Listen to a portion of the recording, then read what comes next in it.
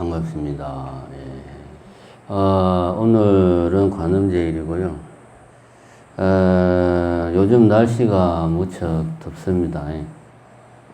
폭염이고요. 지금 우리 광주도 폭염 경보가 내려져 있는 그런 상태입니다. 가만히 있어도 땀이 그냥 절절절절 흐르는 그런 날씨입니다. 며칠 전에 이제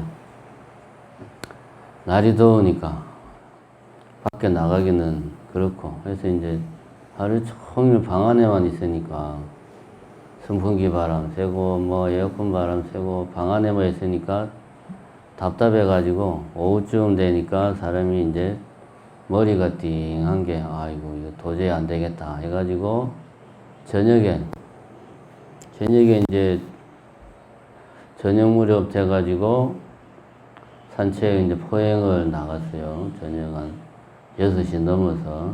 그때도 덥더만요. 조금만 걸어도 그냥 땀이 그냥 막 삐질삐질 나는 게, 이제 포행을 이렇게 땀을 삐질삐질 흘리면서 포행을 이렇게 하다 보니까, 그날 제가 이제 심심하니까 유튜브 들어가서 이것저것 보고 막 그랬는데, 보다 보니까 누가 그런 이야기를 했더라고요. 그러니까 노력하는 것 자체가 곧 목적이다. 그러니까 결과가 어떻게 되는가에 너무 마음 졸이지 말고, 결과가 잘 되기를 너무 바라지 말고 열심히 노력하는 것만으로 만족한 인생 아니냐. 이제 이런 취지의 글을 누가 써놓은 걸 봤습니다. 그걸 보고, 노력하는 것 자체가 목적이다. 참 좋은 말이다. 이제 그런 생각이 들었어요. 그러고 나서 이제 혼자서 저녁에 포행을 나갔는데, 이제 땀을 삐질삐질 흘리면서 포행을 하다 보니까, 아까 낮에 봤던 그 문구가 생각이 나는 거예요. 그러면은 그 말을 지금 내 상황에 그대로 적용을 시키자면 그런 거죠. 이렇게 땀을 삐질삐질 흘리면서 걷는 게 그 자체가 내가 존재하는 이유다. 내 삶의 목적이다. 다른 내가 지금 걷는데 무슨 거창한, 내가 산책을 하는데 거창한 심오한 의미가 있는 게 아니다. 걷는 그 자체, 땀을 흘리는 그 자체가 중요하다. 이제 이렇게 그 메시지를 이해할 수가 있습니다. 그러면은 내가 땀 흘리는 그 자체가 중요하다. 이런 생각을 가지고 포행을 했냐? 그건 아니죠. 그냥 답답하니까 하루 종일 방 안에만 있으니까 머리도 띵하고 답답하고 심심하고 좀이 쑤셔가지고 나온 건데, 그게 무슨 특별한 어떤 내가 걷는 행위 그 자체에 의미 부여를 한 건 아니거든요. 이 말을 이제 좀 확대를 시켜보면, 우리가 이제 산다는 게 어떤 특별한 의미가 있어가지고 거창한 의미가 있어가지고 사는 게 아니다. 이제 그 사람의 이야기는 그거죠. 열심히 살려고 노력하는 것 자체가 아름다운 일이다. 이제 그런 이야기인데, 그 이야기대로 하다 보면 내가 땀을 삐질삐질 흘리면서 포행하는 것도 그 자체로 바로 내가 사는 거고 내가 살아가는 이유다. 그 자체로 얼마나 좋냐. 이런 이야기. 그러니까 열심히 포행해라. 이제 이렇게 우리가 해석을 할 수가 있습니다. 달리 말하면은 방에 가만히 있을 때도 그 자체로 가만히 있으려고 네가 나름대로 열심히 노력하는 거니까 그것도 의미가 있다. 이제 이렇게 해석을 할 수가 있는 겁니다. 사실은 이런 이야기들이 인터넷에 보면 많이 나와 있습니다. 노력하는 그 자체만으로 의미 부여를 해야 되지 않냐. 이런 이야기들이 많이 있습니다. 이런 이야기들을 보면 그리스 로마 신화에 보면 시지포스의 신화라고 있습니다. 그 이야기를 잠깐 하면, 시지포스라는 사람이 이제 살았는데, 하루는 그리스 로마 신화의 대부분은 보면 제우스가 뭐 어떤 인간 중에서 이쁜 여자가 하나 있다 그러면은 어떻게 하면 저 여자를 내가 겁탈을 할까 해가지고 뭐 소로 변하기도 하고 독수리로 변하기도 하고 뭐 어떤 때는 물로 변하기도 하고 해가지고 이제 어떻게든 그 여자들은 뭐 이제 자기 걸로 만들어서 이제 하룻밤을 자는 대부분의 내용이 그렇게 해서 그리스 로마 신화가 시작을 해요. 제우스가 그리스 로마에서 이제 신 중의 신의 왕인데 맨날 나오는 이야기는 바람 피는 이야기밖에 안 나옵니다. 뭐 어쨌든 이 시지포스에 관련된 이야기도 비슷합니다. 시작은 제우스가 강의 신, 흐르는 강의 신의 딸이 있었는데 딸 이름은 잘 기억이 안 나네요. 그 딸이 이제 제우스가 하늘에서 이렇게 보니까 아주 아름다운 거예요. 그래서 야 내가 오늘은 저 아이를 내가 오늘은 좀 어떻게 뭐 해봐야 되겠다. 이렇게 생각해가지고 독수리로 변해가지고 그 강의 신의 딸을 납치를 해갔어요. 강의 신이 보니까 자기 딸이 없어진 거야. 그래서 온 동네방네 다니면서 딸을 찾았겠죠. 강의 신이. 근데 그 장면을 시지포스가 봤어요. 독수리가 와서 강의 신의 딸을 납치해 가는 걸 봤어요. 그래서 이제 강의 신이 막 물어보러 다니니까 시지포스가 이 사람이 참 똑똑해요. 영악해. 나쁜 의미에서. 그래서 강의 신하고 거래를 한 거예요. 시지포스가 자기가 다스리는 도시가 있었는데 고대 그리스는 도시국가였잖아요. 자기가 다스리는 도시가 있는데 이 도시에 당신은 강의 신이니까 물을 다스리니까 샘물을 만들어주면 내가 당신이 딸이 어디로 갔는지 가르쳐 주겠다. 이렇게 이제 이야기를 제안을 하니까 강의 신이 샘물을 만들어 줬어요. 그래 시지포스가 강의 신한테 이야기를 해줬어. 제우스가 이제 쉬운 말로 들통이 난 거죠. 이제 화가 나가지고 제우스가 화가 나서 죽음의 신이 있습니다. 죽음의 신, 타나토스라는 죽음의 신에게 저 시지포스를 지옥으로 보내라.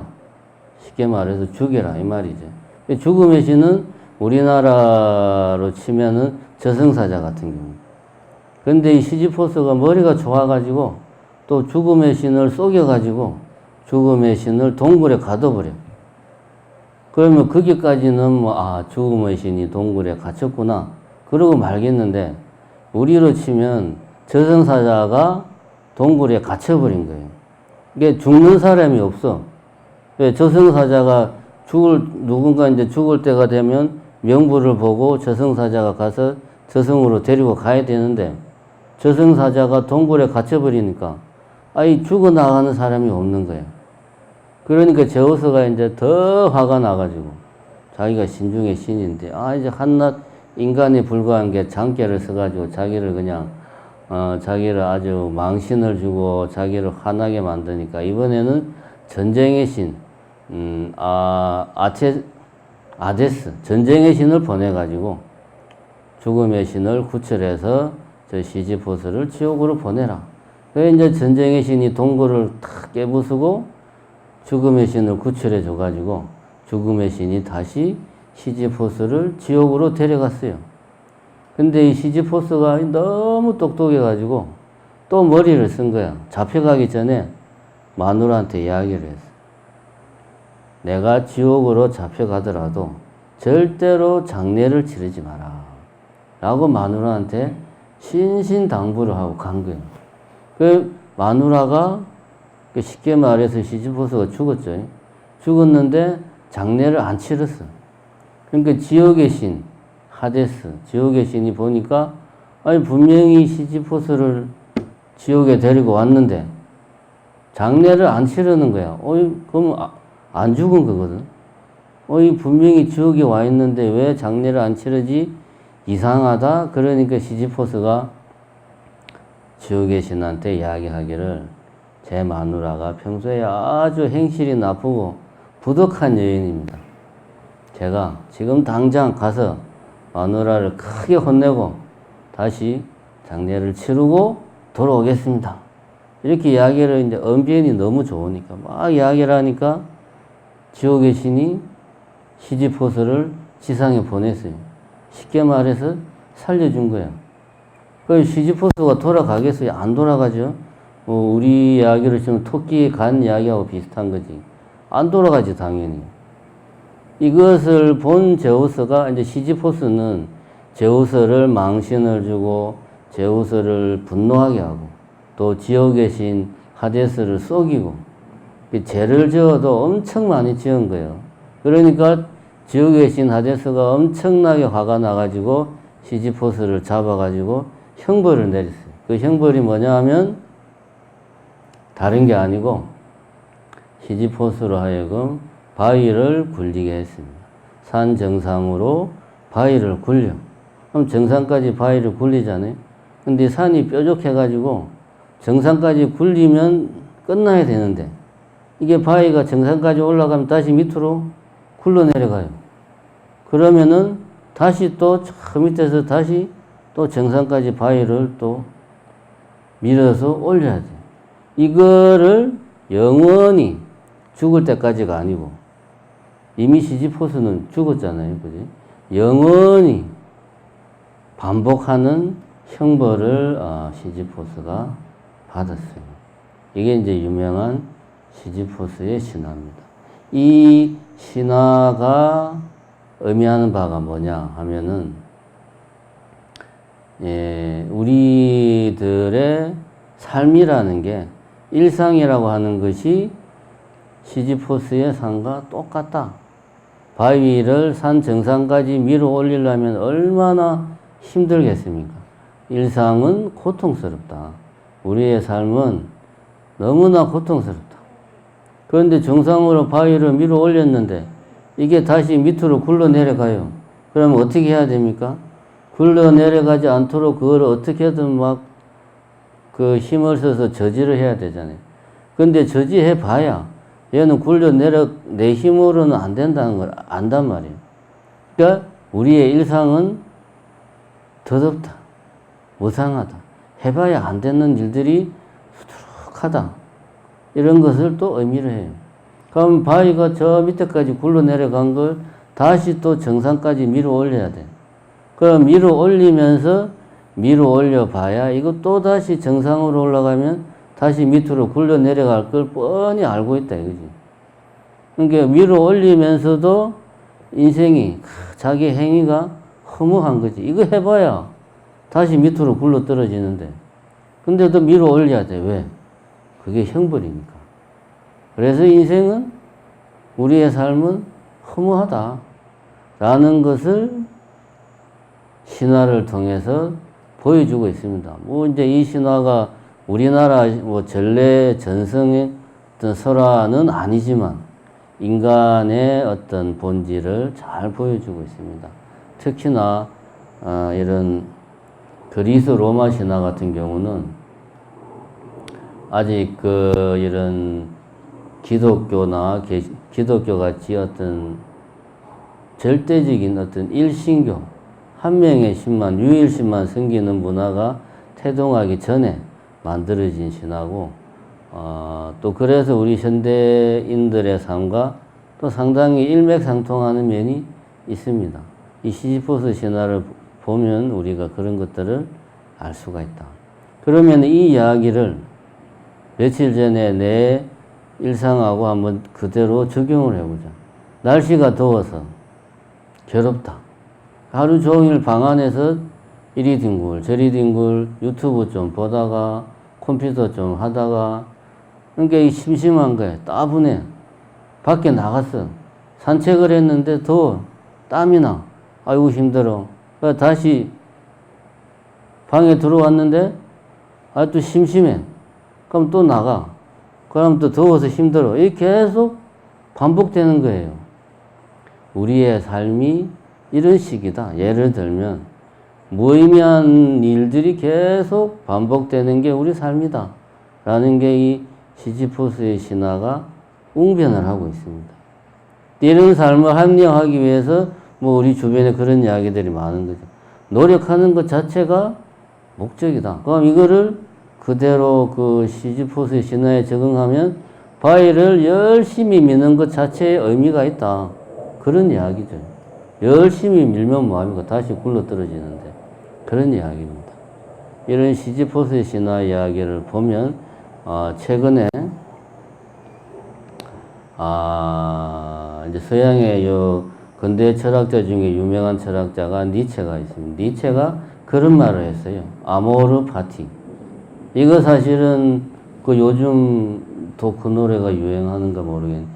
가수, 이 노래 유명하죠. 아모르 파티. 유명하죠. 많이 부르죠. 이게 무슨 말인지 압니까? 아모르 파티가? 무슨 말이에요?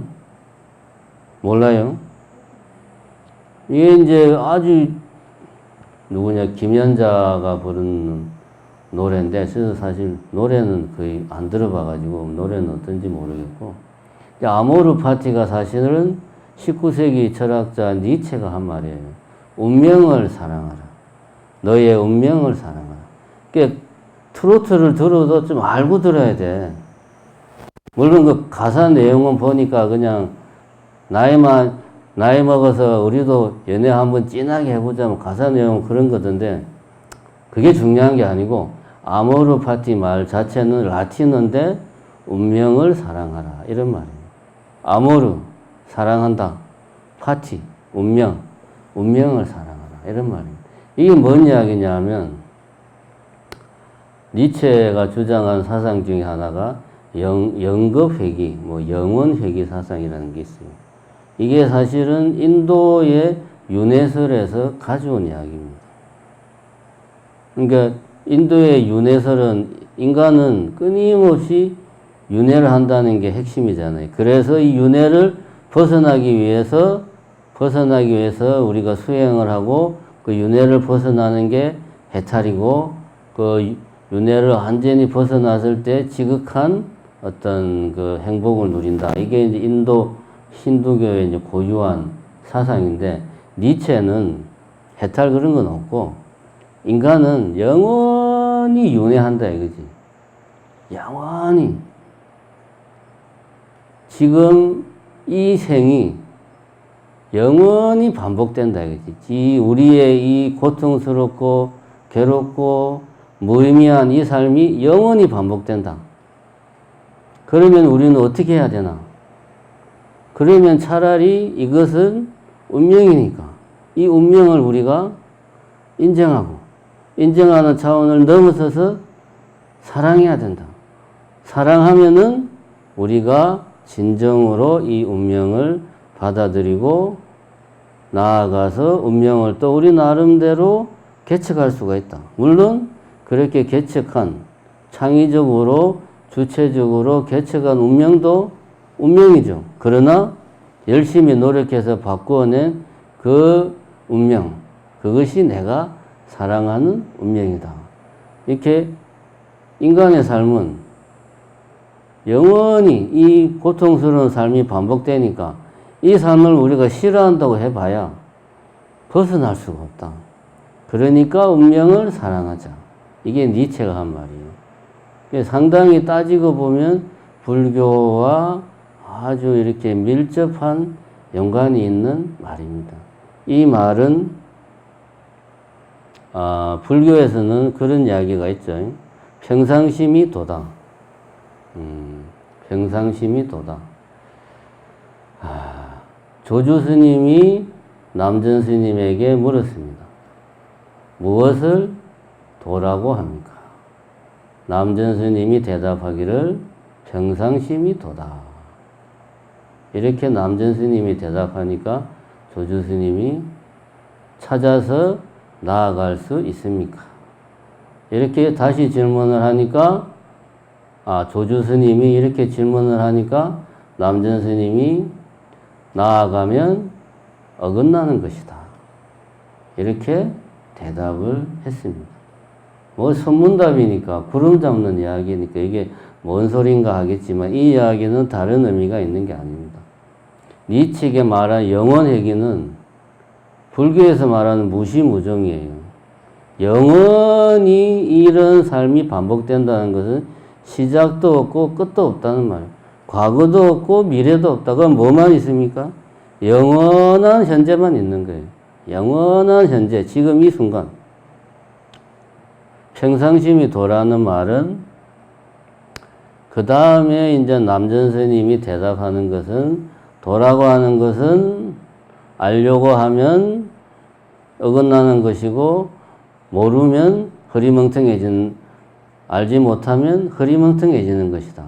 그래서 도라고 하는 것은 알려고 해서도 안 되고 또 모른다고 가만히 있어도 안 된다. 뭐 하여튼 그런 식으로 그 뒤에 부연 설명을 합니다.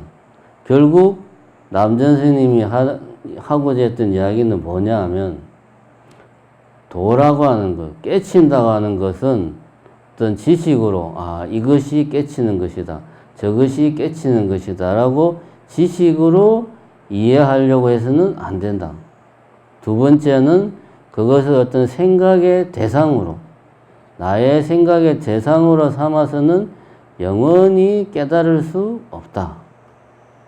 그런 말입니다. 이거를 과거, 현재, 미래, 시간의 관점에서 보자면은 지금 현재 나 자신이 보고 듣고 느끼는 그 무엇, 보고 듣고 느끼고 생각하는 그 무엇을 직관적으로 알아차리는 속에서 우리가 깨침이 오는 것이지, 내가 열심히 수행을 하면 지금과 다른 어떤 내가 언젠가는 이루어지겠지. 나의 달라진 모습이 언젠가는 변화된 모습이 나의 미래에 나에게 주어질 거야. 이렇게 생각해서는 깨칠 수가 없다라는 이야기입니다. 그래서 니체의 이야기나 남전 스님의 이야기나 공이 주장하는 것은 뭐냐? 지금 이 순간 보고 듣고 느끼고 생각하는 이것, 보는 대상이 아니고 느끼는 대상이 아니고 생각하는 대상이 아니고 보고 듣고 느끼는 바로 이것에 집중할 때 깨침의 길이 열린다. 이것에 충실할 때 인간은 우리의 운명을 넘어설 수 있다. 같은 이야기입니다. 표현을 달리 했지만. 그러면 다시 이야기를 원점으로 돌아가서 내가 저녁 무렵에 한여름에 땀을 삐질삐질 흘리면서 산책을 했어요. 그러면 산책을 하면서 내가 이렇게 열심히 산책을 하는 이유가 뭘까? 나는 왜 산책을 할까? 내 산책의 목표가 뭘까? 이렇게 생각하는 것은 잘못된 방향이다. 그런 이야기입니다. 목표라고 하는 것은 지금 이 순간에 있는 것이 아니고 목표라고 하는 것은 언젠가 저 먼 혹은 가까운 지금 이 순간이 아닌 미래, 아직 오지 않은 미래에 있어요. 그 아직 오지 않은 미래에 어떤 대상의 마음이 가 있으면 안 된다라는 겁니다. 그래서 내가 산책을 할 때, 포행을 할 때, 포행을 하는 이유가 뭐냐? 목표가 뭐냐? 의미가 뭐냐라고 생각하는 자체가 이미 남전 스님 표현을 빌리면 어긋났다는 겁니다. 그렇게 생각하면 안 된다는 겁니다. 산책을 하는 그 자체, 누가 산책을 하는가? 누가 지금 무엇이 지금 보고 있는가? 무엇이 느끼고 있는가를 직관을 해야 된다는 거죠. 그것이 깨침으로 가는 길이다. 이 이야기를 좀 더 처세술의 관점에서 표현을 바꾸면 이렇게 표현을 할 수가 있습니다. 그러니까 지금은 이거는 이제 수행의 관점에서 우리가 이야기를 한 거고, 처세술, 우리가 세상을 어떻게 살아갈 거냐? 처세술의 관점에서 이야기를 하자면 인생은 목표가 아니고 원칙이다. 이렇게 표현을 할 수가 있습니다. 무슨 이야기냐? 우리는 지금까지 목표지향적인 삶에 익숙해져 있습니다. 대학을 졸업해서 회사를 취직해서 가정을 이루고 자식을 놓고 성공하고 등등등. 지금 현재가 아니라 언젠가는 좋은 회사에 취직을 하겠다. 언젠가는 좋은 가정을 이루겠다. 언젠가는 번듯한 어떤 사회에서 인정받는 사람이 되겠다. 이거는 목표입니다. 지금 현재 내 모습이 아니고 미래의 모습, 미래의 어떤 상이다 이거지. 그게 목표예요. 목표를 지향하면 우리는 지금의 삶을 놓치게 된다 이거지. 목표를 지향하는 순간 우리의 생각은 대상과 그 대상을 추구하는 나 자신, 주체로 나누는 거예요. 그 순간부터 이미 어긋난다는 겁니다. 이게 남전 스님의 주장입니다. 그럼 인생은 이렇게 목표가 아니고 아직 오지 않은 미래에 뭔가 대상을 설정하고 거기를 향해서 지금 현재를 견디고 인내하고 열심히 노력해서 가야 된다. 이것이 아니고 원칙이다. 원칙이라는 말은 이런 거죠. 오계를 잘 지키자. 그러니까 내가 앞으로 오계를 잘 지키는 사람이 되겠다. 이거는 목표입니다. 오계를 잘 지키기 위해서 내가 어떻게 해야 되겠다. 이렇게 생각하고 이렇게 노력하는 거는 목표를 세우고 행동하는 거고. 그게 아니고 예를 들면 오계를 잘 지키자라는 원칙을 내가 정했다. 그러면은 자연스럽게 생각의 방향이 바깥이 아니고 지금 내가 하는 행동이 오계에 부합하고 있는가? 내가 지금 살생을 어떤 자비로운 행동을 내가 지금 하고 있는가? 내가 지금 거짓말을 하고 있지는 않는가? 라고 내 스스로를 지금 현재 내 자신을 항상 돌아보게 되는 겁니다. 원칙을 세우는 삶은 지금 현재의 나를 항상 돌아보게 하고 목표지향적인 삶은 지금이 아닌 미래의 나를 항상 염두에 두고 살게 만들어요. 미래의 나는 지금의 내가 만족스럽지 못해서 내가 뭐하는? 욕망하는 내다 이거예요. 이게 중요한 거예요. 목표는 기본적으로 욕망의 소산입니다. 중생세계의 원동력이 뭡니까? 욕망이 되고요. 욕망을 버리지 않으면 우리는 영원히 깨달을 수가 없어요. 목표지향적인 삶은 불교의 가르침과는 먼 겁니다. 같은 오계를 지키되 삶의 원칙으로 오계를 지키는 것하고 나는 반드시 깨달음을 이룰 것이야. 지금은 내가 비록 중생심에 찌들어 살지만 언젠가는 나도 부처가 될 거야 라고 생각하는 것은 관점 자체가 다르다. 삶의 자세가 다르다. 자, 오늘 이야기는 이겁니다. 인생은 목표가 아니고 방향이다. 이 말을 우리가 항상 명심할 필요가 있다. 아모르 파티라고 하는 김연자의 노래로 유명해진 이 명제, 운명을 사랑하라 라는 명제가 담고 있는 실천적인 의미는 바로 이겁니다. 인생은 목표가 아니고 원칙이다. 요거를 명심하시기 바랍니다. 감사합니다.